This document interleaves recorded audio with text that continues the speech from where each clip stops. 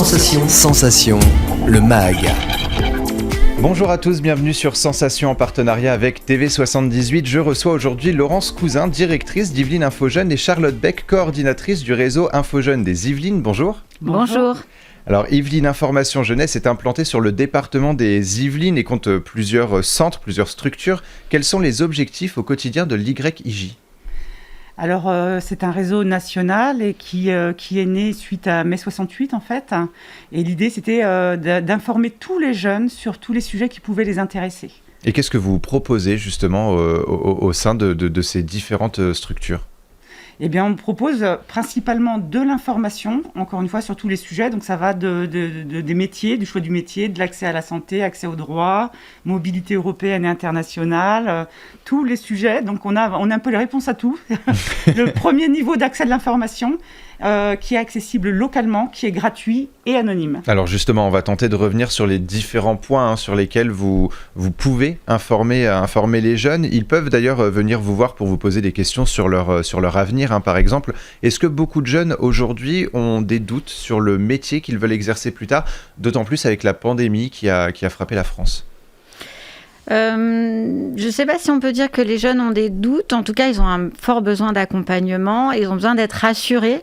Donc, au sein des structures info-jeunes du département, les informateurs qui sont présents peuvent les accompagner. On a plein d'outils qui nous permettent de les accompagner au mieux sur les différentes filières qui existent. On est aussi en lien privilégié avec l'éducation nationale, les missions locales et les partenaires qui peuvent accompagner les jeunes dans leur orientation. Donc, globalement, ils ont besoin d'être rassurés plus qu'une grande inquiétude pour eux. Et vous aidez également à l'autonomie des jeunes. Quelles sont vos actions en ce qui concerne cette thématique ? Alors, il y a plusieurs actions qui peuvent être menées par les structures info-jeunes du département. Des fois aussi, il y a des actions mutualisées. Récemment, on a proposé justement pour les jeunes qui se retrouvaient sans solution à la rentrée, des événements sur plusieurs bassins avec des entreprises présentes, des écoles, aussi des structures d'accompagnement qui pouvaient les renseigner sur ce que les jeunes pouvaient faire en cette rentrée 2021 un peu particulière. Et le département lui-même organise parfois des événements, je pense à Sky Emploi par exemple, dans la communauté d'agglomération de Saint-Quentin en Yvelines. Est-ce que ce sont pour vous des événements importants et auxquels vous souhaitez participer, vous souhaitez en tout cas être présent ? En tout cas, c'est des événements pour lesquels on peut être le relais et pour lesquels, effectivement, nous, on a la particularité d'accueillir le public jeune. Et donc, j'ai envie de dire, on a une vraie complémentarité avec ce qui peut être proposé, effectivement, par exemple, sur le forum Sky Emploi, et dans lequel certaines des structures étaient partie prenante. Mais juste, excusez-moi, par rapport à l'autonomie, parce que c'est vraiment dans l'ADN aussi de l'information jeunesse. Et c'est vrai que l'autonomie, c'est aussi l'autonomie financière. Enfin, ça couvre différents champs au-delà des forums qu'on peut organiser. C'est souvent aussi le premier job. Je pense au forum job d'été qu'on organise très régulièrement avec le réseau. Mais c'est vrai que ça peut passer par ça. C'est aussi les rendre autonomes. Par exemple, vous parliez tout à l'heure du choix d'un métier, des doutes qu'ils peuvent avoir. C'est leur apprendre à chercher. C'est pas faire pour eux, c'est faire avec eux et leur donner les bons outils, comme disait Charlotte, pour qu'ils puissent co-construire leur parcours, leur projet professionnel pour faire eux-mêmes les bons choix. Et leur permettre justement d'acquérir aussi des compétences et du coup de l'argent, un tout salaire. Tout à fait. Passer le BAFA, par exemple, pour un jeune mineur, c'est vrai que c'est très compliqué d'avoir un job. Eh bien, on peut leur proposer des sessions BAFA pour qu'ils puissent être animateurs en centre de vacances ou en centre de loisirs. Alors pour synthétiser un petit peu justement les propos que vous venez de dire, un jeune pourrait très bien venir vous voir pour un stage, un premier emploi, une formation ? Tout à fait. Et pourquoi faut-il proposer des centres d'information destinés aux jeunes selon vous ? Vous l'avez dit, c'était depuis mai 68. Est-ce que ça a évolué aussi avec le temps ? Est-ce qu'il y a eu un peu plus de besoins, un peu plus de thématiques, des thématiques élargies finalement auprès des jeunes ? C'est toujours les mêmes thèmes puisqu'on inspecte très large sur l'information, mais c'est vrai qu'il y a le numérique qui est passé par là et donc on s'est dit est-ce que l'information jeunesse va disparaître ? Est-ce que le réseau Info-Jeunes va disparaître ? Eh bien non, parce qu'en fait, notre valeur ajoutée, c'est aussi l'humain. C'est-à-dire qu'on a un temps d'écoute. On écoute le jeune. On n'est pas prescripteur, donc entre guillemets, on n'a rien à lui vendre et on a une très bonne connaissance du territoire. Donc en fait, du coup, c'est lui qui a toutes les clés en main après pour faire les bons choix. Et vous luttez également contre l'exclusion. Les jeunes peuvent venir vous voir pour des problèmes un peu plus personnels. Est-ce qu'il vous arrive d'accueillir des jeunes justement victimes de discrimination ou de harcèlement scolaire, par exemple ? Tout à fait. Les informateurs sont à même d'accueillir des jeunes qui franchiraient la porte pour parler d'une difficulté qu'ils rencontrent à l'école et auquel cas les accompagner vers des professionnels compétents. Et aussi, ils proposent régulièrement aussi des temps sur les collèges, les lycées, autour de ces thématiques-là, des réseaux sociaux, du harcèlement, de l'éducation, médias, l'information. C'est proposé sur le département. Et vous êtes aujourd'hui finalement en capacité de proposer justement des numéros d'aide, par exemple, ou des structures qui pourraient aider un élève victime de harcèlement scolaire, par exemple ? Sur notre site internet, en fait, c'est aussi la première porte d'entrée, et puis ça préserve l'anonymat.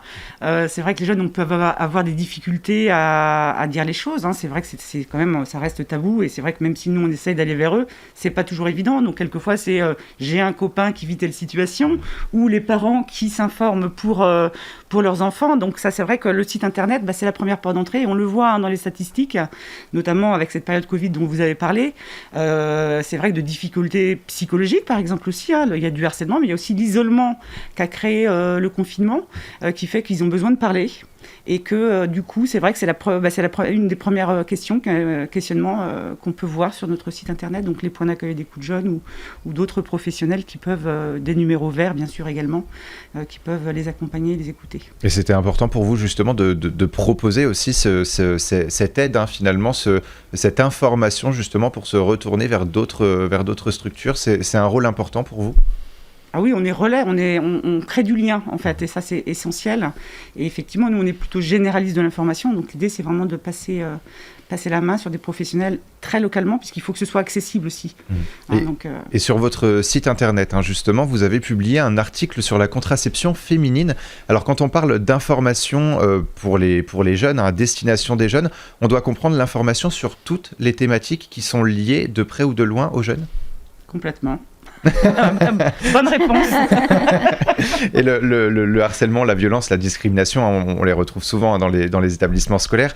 Et est-ce qu'il est plus simple de trouver de l'aide justement en venant vous voir ? Vous disiez que vous étiez un relais, donc c'est ce relais qui simplifie l'aide justement des jeunes ? Oui, parce qu'il y a énormément en fait de professionnels, de dispositifs qui existent, et il y a une méconnaissance de ces professionnels et de ces dispositifs. Donc on est la première porte d'entrée en fait. Et ce qui est intéressant aussi, c'est que quand ils viennent nous voir, peut-être, je ne sais pas, pour de l'orientation ou pour un stage, admettons, de 3e, la discussion qui s'amorce avec le jeune, elle peut amener sur plein d'autres sujets de sa vie, en fait, quotidienne. Et auquel cas, je pense qu'effectivement, on est une très, très bonne porte d'entrée pour ça. Alors, il y a une question que beaucoup de jeunes se posent quand il y a un problème, que ce soit des doutes sur l'avenir ou que ce soit des problèmes un peu plus personnels. Les jeunes se disent toujours qu'ils doivent venir accompagner des parents. Alors, est-ce qu'ils doivent venir accompagner d'un parent ou d'un tuteur légal ? Alors, pas du tout. Les structures InfoJeunes, elles accueillent gratuitement, sans rendez-vous. Elles garantissent l'anonymat de tous les jeunes, on va dire de 11 à 29 ans et plus. Voilà, ils peuvent franchir la porte, rentrer, poser leurs questions, faire un tour, s'asseoir. Voilà, les jeunes n'ont pas besoin de venir accompagner. Voilà, mais des parents peuvent aussi venir. C'était ma prochaine question, justement. Voilà, les parents peuvent venir aussi vous voir s'ils ont une question sur leur enfant un peu personnelle, sans prévenir. Pareil, leur enfant, ils peuvent venir vous voir. De plus en plus, il y a ce relais qui est fait aussi auprès des parents qui s'inquiètent pour leurs enfants. Et des fois, de pouvoir en parler à un tiers, c'est toujours agréable. Après, eux peuvent donner aussi l'info à leurs enfants et leur dire, voilà, il y a ce lieu-là qui existe, tu peux y aller. Et c'est souvent ce qui se passe. Et alors, combien de structures, justement, InfoJeunes sont présents dans le département des Yvelines ? Alors, dans les Yvelines, il y a une 30aine de structures qui ont un label d'État, le label InfoJeunes. Ça va du nord du département jusqu'à, on va dire, Mantes-la-Jolie, jusqu'à Conflans, en passant par Houille, Trappes, et puis jusqu'à Rambouillet. Des structures assez implantées sur le territoire pour permettre aux jeunes de venir s'informer. Merci beaucoup, Tout à fait. Laurence Cousin et Charlotte Beck, d'avoir été avec nous sur Sensation. Pour plus d'informations, d'informations ou pour prendre contact avec vous, on peut se rendre sur le site yij78.org. Et pour revoir ou réécouter cette émission, rendez-vous sur notre site et application Radio Sensation.